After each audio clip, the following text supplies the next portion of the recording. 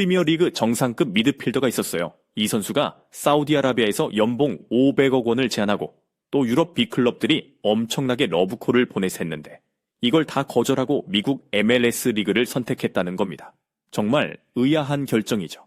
한창 전성기를 누리고 있는 선수가 대체 왜 이런 선택을 했을까요? 이 배경에는 아주 흥미로운 미스터리가 숨어 있거든요. 오늘 저희는 청취자께서 공유해주신 한 해외 스포츠 칼럼을 바탕으로 이야기를 좀 나누어 보려고 합니다. 이 칼럼은 그냥 단순한 이적 소식을 넘어서 한 선수의 인생 경로를 바꾼 엄청난 충성심, 그리고 그 중심에 있는 손흥민이라는 인물이 어떻게 하나의 거대한 현상이 되었는지를 아주 드라마틱하게 그리고 있습니다. 자, 이 칼럼이 주장하는 내용들을 한번 깊게 파고들어보죠.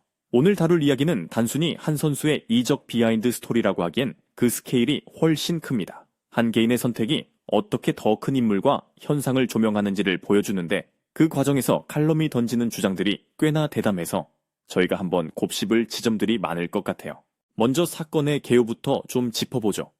주인공은 토트넘의 미드필더였던 이브 비수마 선수입니다. 비수마는 모두의 예상을 깨고 LAFC로 이적했죠.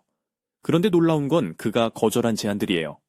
사우디 알아흘리가 제시한 연봉 500억 원, 와 500억 원입니다. 그리고 조세 모리뉴 감독이 이끄는 페네르바체 같은 유럽의 명문 구단들까지 훨씬 더 좋은 조건들을 모두 거절했다는 겁니다. 선수들이 커리어의 기로에 섰을 때 보통 어떤 요소를 가장 중요하게 생각할까요? 비수마의 사례는 그 일반적인 패턴에서 얼마나 벗어난 걸까요? 보통은 세 가지를 봅니다. 돈, 명예, 그리고 출전 기회. 특히 비수마처럼 소속팀에서 입지가 좀 불안정한 선수라면 더더욱 그렇고요. 칼럼에 따르면 당시 포스테코글루 감독 체제에서 비수마의 입지가 상당히 흔들리고 있었거든요. 주전 경쟁에서 좀 밀려났었죠. 감독의 빠른 공수전환 전술에서 요구하는 역할을 제대로 소화하지 못하면서 잦은 부상까지 겹치고 사실 감독의 계획에서 제외된 상태였다고 약해요. 포스테코글루 감독이 공개적으로 비수마는 내 계획에 없다고 선언할 정도였으니까요. 그렇게까지 말했군요. 계약 기간은 2026년에 만료되는데 구단 입장에서는 이적료라도 챙겨야 하는 조금 냉정하게 말해서 처지곤란 선수였던 셈이죠. 그런 상황이었다면 더더욱 돈을 많이 주거나 아니면 자기를 확실히 주전으로 써주겠다는 감독이 있는 곳으로 가는 게 상식적인 판단일 텐데요. 그런데 정반대의 길을 선택했다는 거잖아요. 바로 그 지점이 이 칼럼이 파고드는 핵심입니다. 그의 이적이 단순히 힘든 상황을 벗어나기 위한 도피가 아니었다는 거죠. 무언가를 향해서 움직인 아주 뚜렷한 목적지를 가진 이적이었다는 겁니다.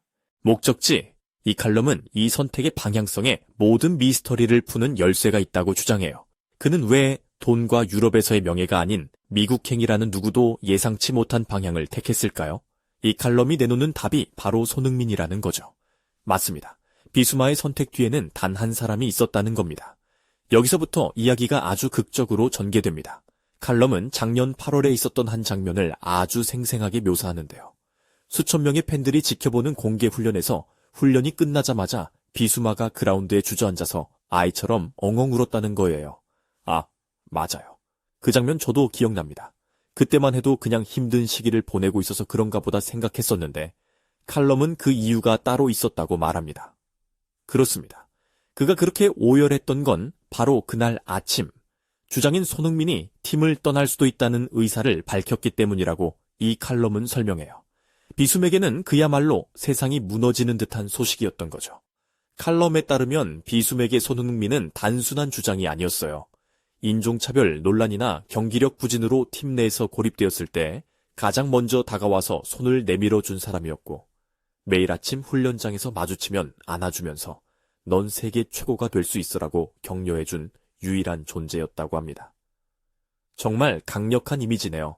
그런데 한편으로는 한 선수의 수백억 원짜리 커리어 결정이 단지 한 사람에 대한 감정적인 애착만으로 이루어졌다고 보기엔 좀 무리가 있지 않을까요?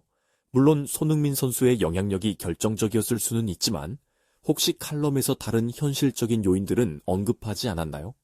예를 들어 MLS 리그의 성장 가능성이라든가 LA라는 도시가 주는 매력 같은 것들이요.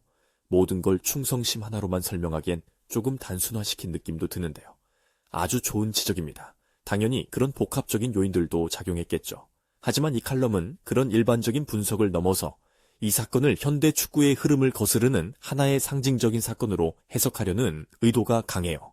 영국 스포츠 매체 보도를 인용하면서 이렇게 말하거든요. 비수마는 손흥민이 없는 토트넘 훈련장에서 더 이상 축구의 즐거움을 찾지 못했다. 와, 손흥민의 부재는 전술적 손실을 넘어 정신적인 상실이었다고 말이죠. 정신적인 상실. 즉 다른 모든 현실적인 조건들을 무의미하게 만들 손흥민이라는 존재가 비수맥에 절대적이었다는 점을 부각하는 거죠. 결국 칼럼의 논지는 비수마가 손흥민 없는 토트넘에서 뛰느니 차라리 그를 따라가겠다는 결심을 했다는 말이군요. 네, 그렇습니다. 그가 구단에 했다는 말도 정말 인상적이에요. 돈은 중요하지 않다. 손흥민과 함께 뛸 수만 있다면 내일이라도 비행기에 오를 수 있다. 이게 정말 사실이라면 거의 영화 대사 같은데요. 그래서 유럽 이적 전문가 벤 제이쿠스 같은 인물도 비수마의 MLS행은 현대 축구가 잊어버린 낭만을 증명하는 사건이라고 평가했다고 칼럼은 전합니다. 현대 축구가 잊어버린 낭만. 오늘날 축구가 거대한 자본의 논리로 움직이는 비즈니스가 된 상황에서 이런 지극한 충성심과 인간적인 관계가 이적의 핵심 요인이 된 건 정말 이례적이라는 거죠. 차가운 감독의 외면과 부상의 고통 속에서 비수마를 버티게 한 유일한 희망이 바로 손흥민의 패스를 다시 한번 받는 것이었다는 이 칼럼의 분석은 사실 여부를 떠나 굉장히 큰 울림을 줍니다.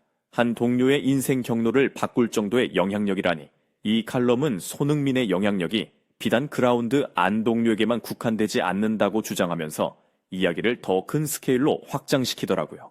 맞습니다. 그 파급력이 우리가 상상하는 것보다 훨씬 더 큰 규모로 나타난 사례가 있다고 하면서 말이죠. 바로 이 지점에서 칼럼의 톤이 한 단계 더 고조됩니다. 피파가 2026시 북중미 월드컵을 끝으로 은퇴할 가능성이 높은 10여 명의 라스트 댄스 레전드를 발표했는데 여기에 손흥민의 이름이 포함된 사건을 언급하면서부터죠. 리오넬 메시, 크리스티아누 호날두, 네이마르, 루카 모드리치 같은 선수들과 나란히 이름을 올린 겁니다.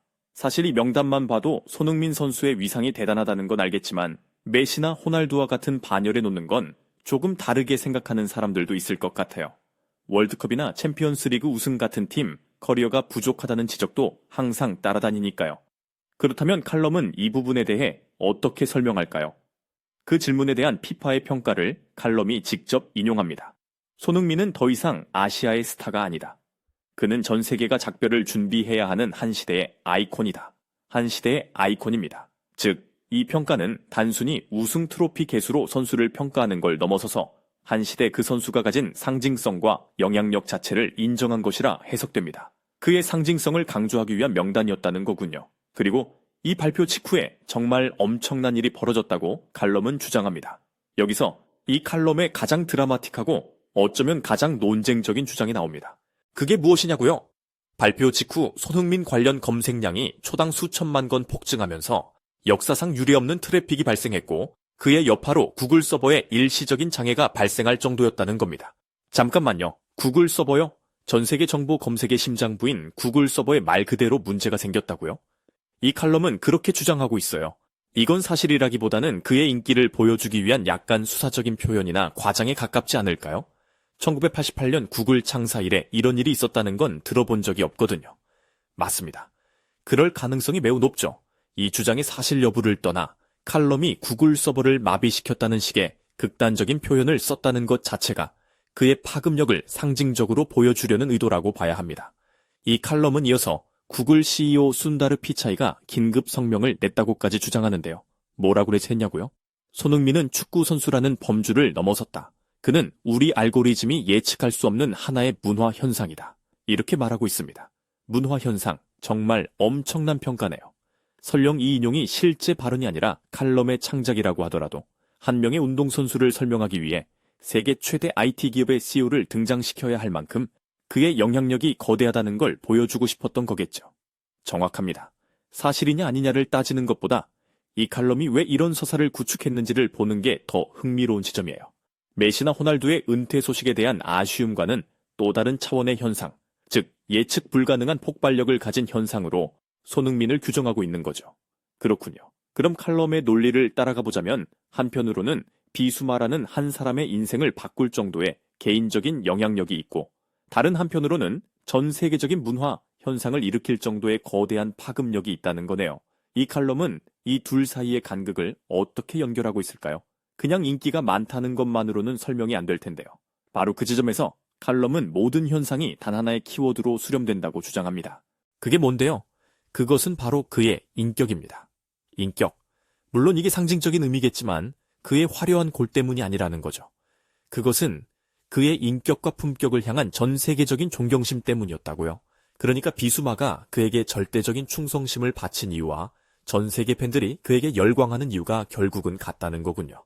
맞습니다. 축구 실력을 넘어서는 무언가가 있다는 주장이고요. 경기에서 패배한 상대 선수를 진심으로 위로하고 팀의 승리를 위해 자신을 희생하며 전 세계 청소년들에게는 포기하지 않는 정신을 보여주는 리더. 이런 모습들이 쌓여서 지금의 손흥민 현상을 만들었다는 게 이 칼럼의 핵심 분석입니다. 과거 지네딘 지단이 손흥민의 움직임은 조각상 같고 마무리는 단두대처럼 날카롭다고 평가했는데 이 칼럼은 그 날카로운 실력에 더해 사람의 마음을 움직이는 그의 따뜻한 인격이 바로 그의 위대함의 본질이라고 말하는 거죠. 흥미로운 관점이네요. 요즘 스포츠계는 온갖 데이터와 통계로 선수를 평가하는 게 대세잖아요. 그런데 이 칼럼은 오히려 그런 수치로는 측정할 수 없는 인간적인 매력과 리더십이야말로 한 시대를 대표하는 아이콘을 만드는 결정적인 요소라고 역설하고 있는 셈이군요. 정확합니다. 그래서 칼럼은 그가 미국에 온 것이 편안한 은퇴 생활을 즐기기 위해서가 아니라 축구 실력을 넘어선 그의 영향력으로 전 세계의 마음을 정복하기 위한 새로운 도전이라고까지 표현합니다. 이런 관점에서 볼 때 2026년 월드컵은 단순한 스포츠 이벤트를 넘어 시대 아이콘이 완성하는 위대한 서사의 마지막 장이 될 것이라는 예고이기도 하고요. 자, 그럼 이 모든 걸 정리해보죠. 오늘 저희는 한이적 소식에서 시작해서 한 선수를 향한 동료의 믿기 힘든 충성심, 그리고 더 나아가 그 한 사람이 어떻게 전 세계의 정보 엔진을 멈추게 했다고 주장될 만큼 거대한 현상이 되었는지를 다룬 한 해외 칼럼을 깊이 있게 들여다봤습니다. 이 칼럼의 주장에 다소 과장된 측면이 있을지라도 우리에게 던지는 메시지는 분명해 보입니다. 비숨에게는 500억 원의 연봉보다 손흥민과 함께 뛰는 90분이 더 가치 있었을 수 있다는 것, 그리고 한 선수의 진정한 위대함은 발끝의 기술뿐만 아니라 그의 사람됨에 있을 수 있다는 것을 다시 한번 생각하게 하네요. 이 칼럼은 마지막에 손흥민의 라스트 댄스가 역사가 될 것이라고 말합니다. 그렇다면 청취자께 마지막으로 이런 질문을 드리고 싶어요. 그의 마지막 월드컵을 지켜보면서 우리는 골과 승리를 넘어 한 시대의 아이콘에게서 어떤 리더십과 품격의 순간을 발견하게 될까요? 이것은 비단 손흥민 선수뿐만 아니라 메시, 호날두, 모드리치처럼 함께 작별을 구하는 모든 전설들에게 우리가 던져볼 수 있는 질문일 겁니다. 그들의 마지막 무대에서 숫자로 기록되지 않지만 우리의 마음에 영원히 기록될 순간은 과연 무엇일까?